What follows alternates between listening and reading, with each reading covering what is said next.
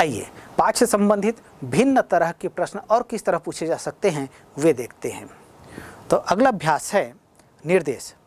अधोलिखितानां वाक्यानां हिंदी भाषया अनुवादम कुरुत। नीचे लिखे हुए वाक्यों के हिंदी भाषा में अनुवाद करो। अर्थात नीचे जो वाक्य लिखे हुए हैं उन वाक्यों को हिंदी में अनुवाद करना है। पहला वाक्य, मातुः नाम भाग्यवती आसीत। अब इस संस्कृत में लिखा हुआ वाक्य है, इसको हमको हिंदी में बताना है। पाठ हमने भली भांति पढ़ा है और समझा है, तो निश्चित रूप से इसका उत्तर दे सकते हैं। इसका अनुवाद होगा, माता का नाम भाग्यवती था। अगला वाक्य, न त्वहं कामये राज्यम।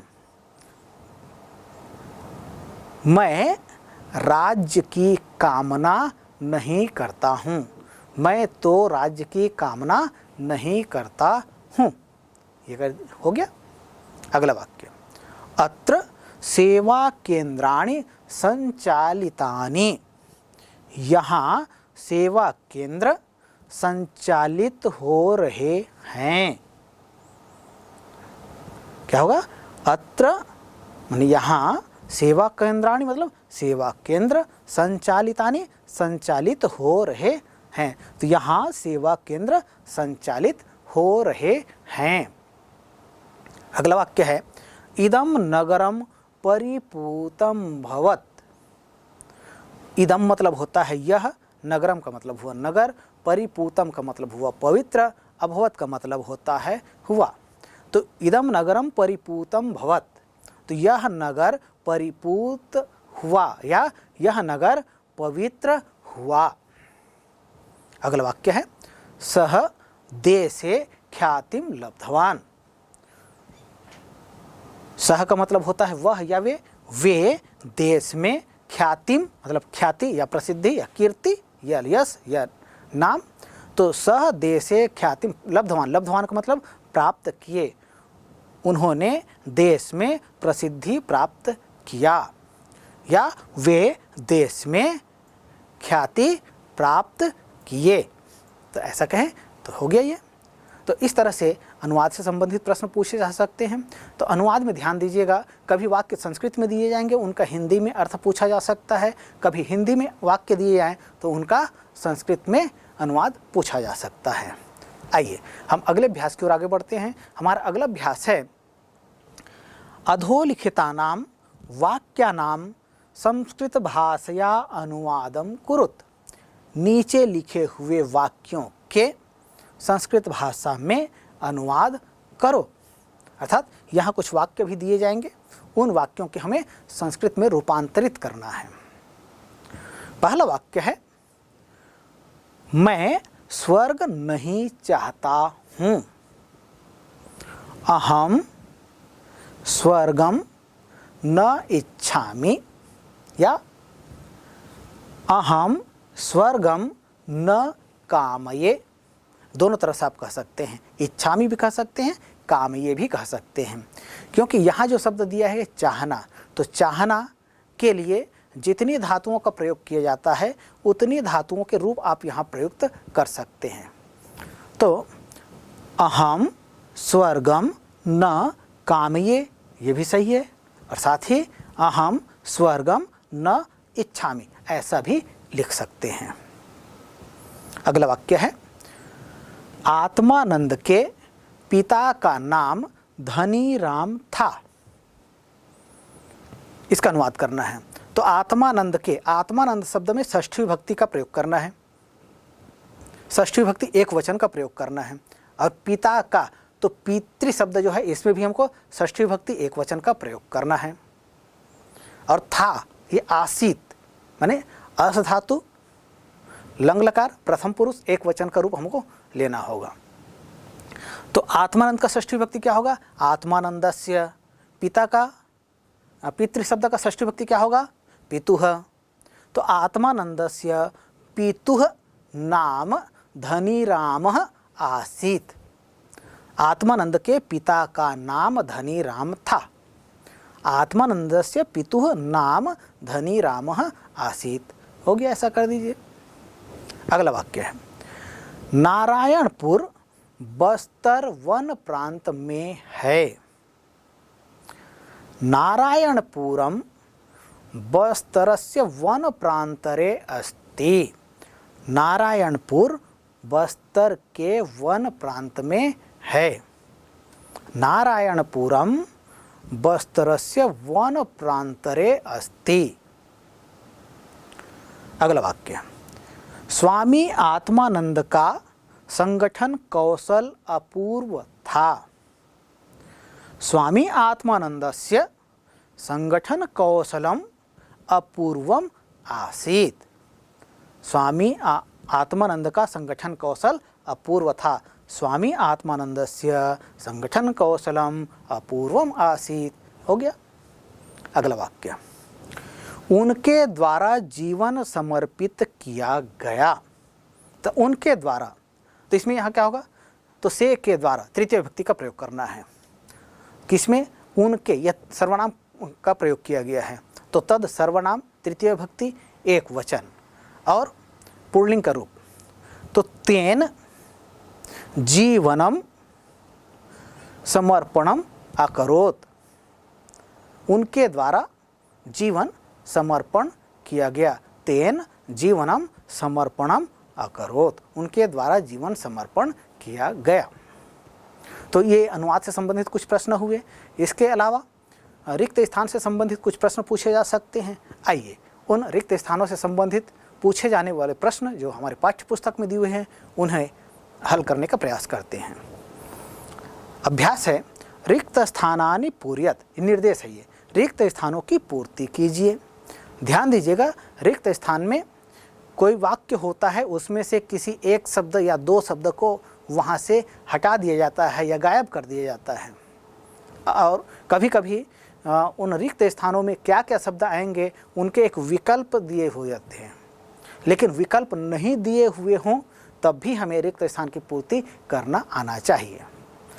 तो यहाँ जो रिक्त स्थान दिए हुए हैं उन्हें देखते हैं। आइए, पहला वाक्य है आत्मानंदस्य रिक्त स्थान सर्वत्र प्रशंसितम आसीत्। अर्थ क्या होगा इसका? आत्मानंद का रिक्त स्थान सर्वत्र प्रशंसित था। तो आत्मानंद का क्या सर्वत्र प्रशंसित था? तो उत्तर है ध्येय वाक्यम। तो केवल आपको ध्येय वाक्यम, बस इतना शब्द नहीं लिखना है। क्या करना है, जब भी रिक्त स्थान से संबंधित कोई प्रश्न पूछा जाता है आपको पूरे वाक्य को लिखना है और जहाँ रिक्त स्थान दिया है वहाँ उस रिक्त स्थान में क्या शब्द आएगा इसको लिखना है और उस शब्द को आपको रेखांकित करना है। तो इस तरह से रिक्त स्थान संबंधित प्रश्नों को हम हल करेंगे। तो पहला ही वाक्य है आत्मानंदस्य रिक्त स्थान सर्वत्र प्रशंसितम आसीत्। उत्तर होगा ध्येय वाक्यम। तो उत्तर लिखेंगे आत्मानंदस्य ध्येय वाक्यम सर्वत्र प्रशंसितम आसीत् और ध्येय वाक्यम को रेखांकित कर दीजिए। हो गया उत्तर। आइए आगे बढ़ते हैं। अगला है रिक्त स्थान तमे वर्षे आत्मानंदः ब्रह्मलीनः अभवत्। अर्थात खाली स्थान वर्ष में आत्मानंद ब्रह्मलीन हुए। कब ब्रह्मलीन हुए थे? तो उत्तर है, हिंदी में क्या उत्तर है उसका? 26 अगस्त 1989 को। तो लिखेंगे इसको 26 अगस्त 89 अधिक 900 सहस्रतमे वर्षे आत्मानंदः ब्रह्मलीनः अभवत्। और यहाँ 26 अगस्त 89 अधिक 900 सहस्र, इसको क्या करेंगे? इसको रेखांकित करेंगे। फिर तमे वर्षे आत्मानंदः ब्रह्मलीनः अभवत्, ऐसा लिख दीजिए। हो गया। आगे बढ़ते हैं। रायपुरे विवेकानंद विद्यापीठम रिक्त स्थान। अब रिक्त स्थान में क्या आएगा? अर्थात रायपुर में विवेकानंद विद्यापीठ के बाद रिक्त स्थान दे दिया गया है। तो उस रिक्त स्थान पे क्या करना है? उस रिक्त स्थान की पूर्ति हमें ऐसा करना है कि जिससे वाक्य पूरा हो जाए और ये हमें पाठ के आधार पर करना है। तो रायपुरे विवेकानंद विद्यापीठम स्थापितम। रायपुर में विवेकानंद विद्यापीठ स्थापित है। हो गया उत्तर। अगला वाक्य, खाली स्थान नेतृत्वम प्रदत्तम। खाली स्थान नेतृत्व प्रदान किया गया। तो अपूर्वम नेतृत्वम प्रदत्तम, अपूर्व नेतृत्व प्रदान किया गया। केन?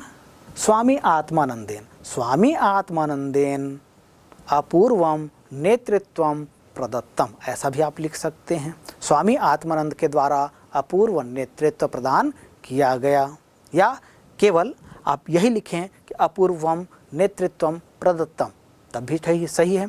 लेकिन यहाँ अपूर्वम या स्वामी आत्मानंद नंदेन, स्वामी आत्मानंदेन अपूर्वम ये कह रहे हैं, तो इतने को पूरा हमको रेखांकित करना पड़ेगा। या आप केवल अपूर्वम लिख रहे हैं तो केवल अपूर्वम को ही रेखांकित आपको करना है। तो अपूर्वम नेतृत्वम प्रदत्तम। अगला वाक्य है, कैम्ब्रिज विश्वविद्यालयस्य रिक्त स्थान फेलोशिप प्राप्तवानसौ। कैम्ब्रिज विश्वविद्यालय के कौन सा फेलोशिप उन्हें प्राप्त हुआ था? रेंगलर। तो यहाँ खाली स्थान क्या लिखना है हमको? रेंगलर लिखना है। तो उत्तर हम कैसे लिखेंगे? वाक्य को पूरा लिखना है। वाक्य पूरा लिखें, कैम्ब्रिज विश्वविद्यालयस्य रेंगलर फेलोशिप प्राप्तवानसौ। कैम्ब्रिज विश्वविद्यालय का रेंगलर फेलोशिप उन्होंने प्राप्त किया। तो ऐसा कहें, ये हो गया। तो ये रिक्त स्थान से संबंधित जो प्रश्न पूछे जाएंगे उसको आप इस तरह से हल कर सकते हैं। साथ ही साथ जब हम पाठ पढ़े तो पाठ में विभिन्न शब्द जो आए थे, शब्द और धातु आए थे, उनसे संबंधित प्रश्न पूछे जाते हैं। कोई भी एक शब्द का रूप दिया जा सकता है, उस शब्द रूप में से मूल शब्द क्या है ये पहचानने के लिए कहा जा सकता है, उसकी विभक्ति पहचानने के लिए कहा जा सकता है, उसका लिंग पहचानने के लिए कहा जा सकता है, उसका वचन पहचानने के लिए कहा जा सकता है। आइए यहाँ देखते हैं किस तरह के प्रश्न पूछे जा रहे हैं।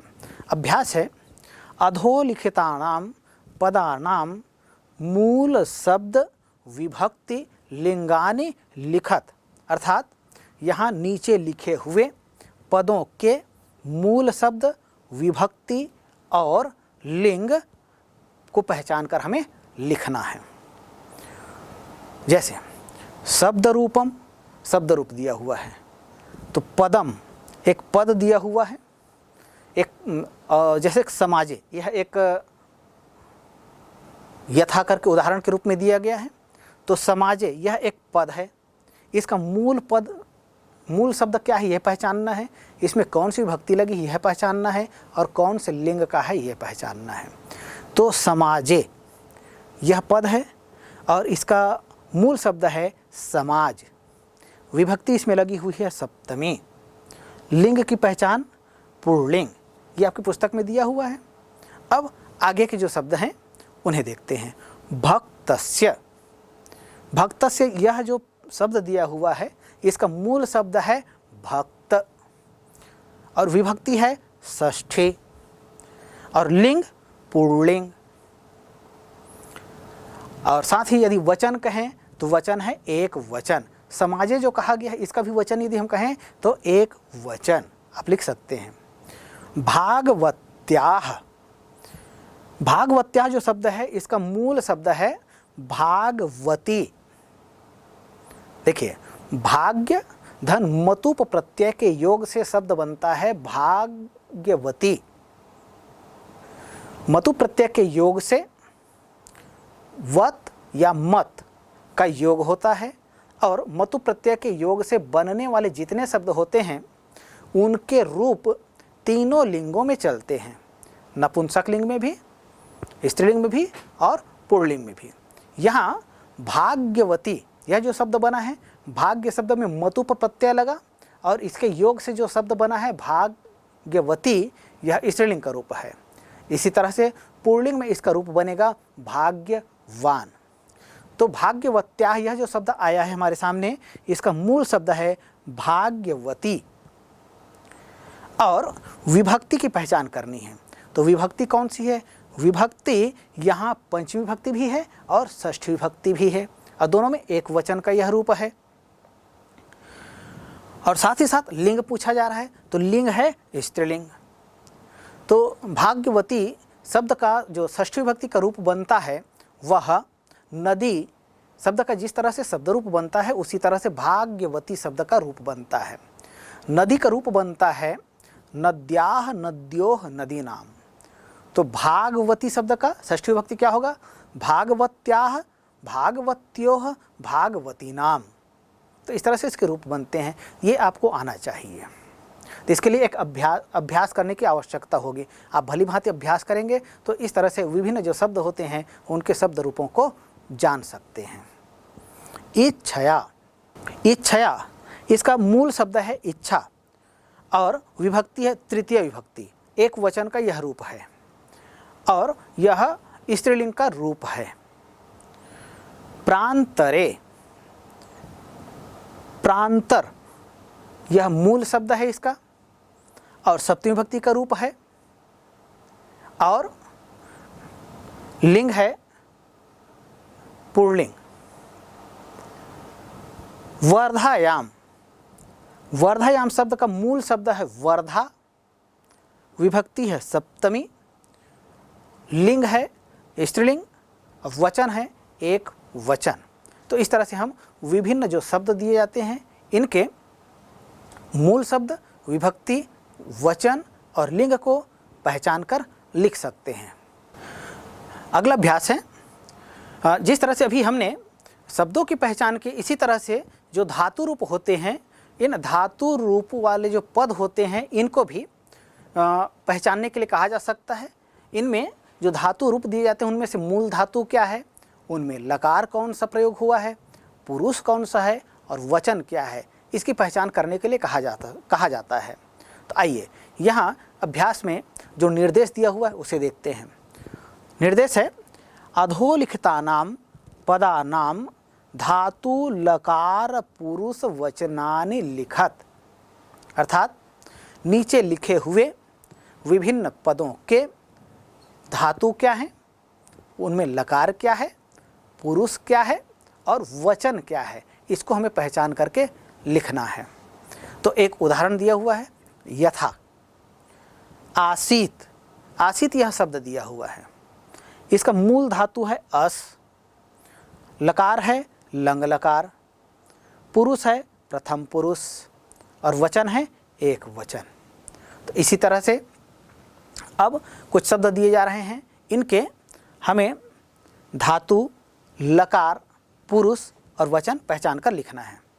शब्द है वर्तते, वर्तते यह जो शब्द आया है इसका मूल धातु है वृत्त, लकार है लट लकार और पुरुष है प्रथम पुरुष, वचन है एक वचन। अगला शब्द है संति, इसका धातु है अस, लकार है लट लकार, पुरुष है प्रथम पुरुष, वचन है बहुवचन। कुर्वन्ति, मूल धातु है क्री और लकार है लट लकार, पुरुष है प्रथम पुरुष और वचन है बहुवचन। अगच्छत, इसका मूल धातु है गम, गम का रूप बनता है गच्छ और लकार है लंग लकार, पुरुष है प्रथम पुरुष, वचन है एक वचन। कथयन्ति, इसका मूल धातु है कथ, लकार है लट लकार और पुरुष है प्रथम पुरुष और वचन है बहुवचन। तो इस तरह से विभिन्न जो धातु के रूप दिए जाएंगे उनके धातु, लकार, पुरुष एवं वचन को हम भली भांति पहचान सकते हैं। इसके लिए भी हमें अभ्यास की आवश्यकता होगी। जब तक हम शब्द रूपों को नहीं पहचानेंगे, जब तक हम धातु रूपों को नहीं पहचानेंगे, तब तक संस्कृत के वाक्यों का भली भांति अनुवाद नहीं कर पाएंगे, भली भांति हम उन वाक्यों को समझ नहीं पाएंगे। तो इसलिए संस्कृत के संस्कृत की समझ के लिए शब्द रूपों एवं धातु रूपों का भली भांति ज्ञान होना आवश्यक है। आइए आगे बढ़ते हैं अगले अभ्यास की ओर। कभी कभी परीक्षा में शब्द रूप और धातु रूप के अलावा जो शब्द होते हैं, जो अव्यय शब्द होते हैं, उनको पहचानने के लिए कहा जा सकता है। कभी कुछ अव्यय शब्द दिए जाते हैं, उनको वाक्य में प्रयोग करने के लिए कहा जाता है, या कुछ वाक्य दिए जाते हैं या कोई श्लोक की कोई पंक्ति दे दी जाएगी, उनमें प्रयुक्त अव्यय पदों की पहचान करने के लिए पूछा जाता है। तो आइए देखते हैं यहाँ क्या दिया हुआ है। निर्देश है अधोलिखितानाम अव्ययानाम वाक्य प्रयोगम कुरुत। नीचे लिखे हुए अव्ययों का वाक्य प्रयोगम कुरुत, वाक्यों में प्रयोग करो। यहाँ कुछ वाक्य दिए हुए हैं, उनका जो कैसे हैं, मैं यहाँ कुछ शब्द दिए हुए हैं और वे शब्द कैसे हैं, वे अव्यय शब्द हैं। अव्यय किसे कहते हैं आप भली भांति जानते हैं। अव्यय उन शब्दों को कहा जाता है जिनका स्वरूप कभी बदलता नहीं है। चाहे वाक्य में हम पुरुष को बदल लें या लिंग को बदल लें या वचन को बदल लें या कर्ता को बदल लें, किसी भी स्थिति में वे परिवर्तित नहीं होते हैं। उन पदों को अव्यय पद कहा जाता है। तो आइए यहाँ शब्द दिया हुआ है पहला सर्वत्र। सर्वत्र का मतलब होता है सब स्थान पर।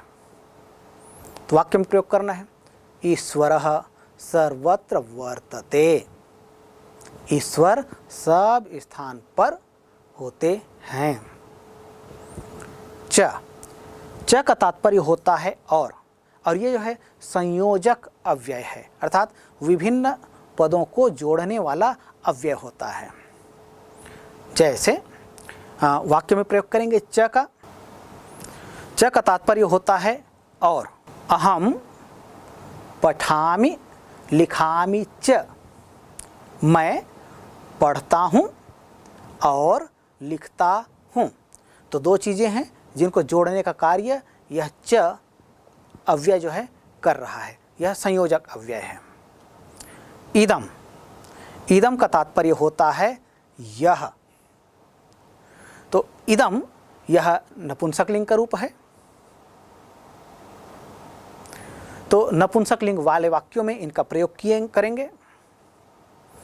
जैसे इदम पुस्तकम अस्ति, यह पुस्तक है। संप्रति का तात्पर्य होता है अब या इस समय। संप्रति अध्ययन कालः अस्ति, यह समय अध्ययन का समय है। सह का तात्पर्य होता है साथ। तुलेन्द्रः पित्रा सह गच्छति, तुलेन्द्र पिता के साथ जाता है।